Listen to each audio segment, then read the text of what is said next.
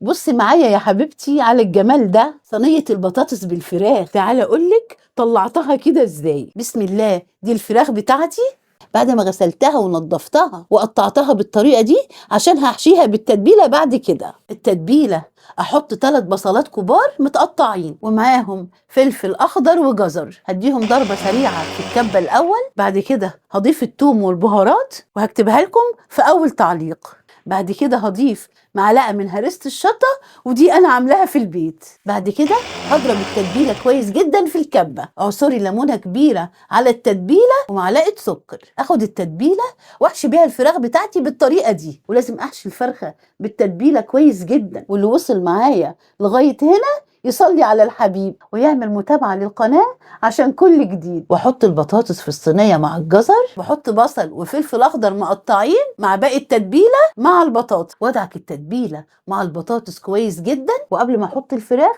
هضيف جزء من الصلصة على البطاطس واضيف الفراخ المتبلة الجميلة بتاعتي. بعد كده اضيف باقي الطماطم على الفراخ وعلى الصينية كلها من فوق، وادي الصينية رجة حلوة كده علشان الصلصة تتغلغل فيها كلها، واحطها على البوتاجاز من فوق تغلي غلوتين وادخلها الفرن على درجة حرارة 180 لمدة ساعة الا ربع وتابعيها. وبكده معانا احلى واطعم صينية بطاطس بالفراخ وبألف هنا.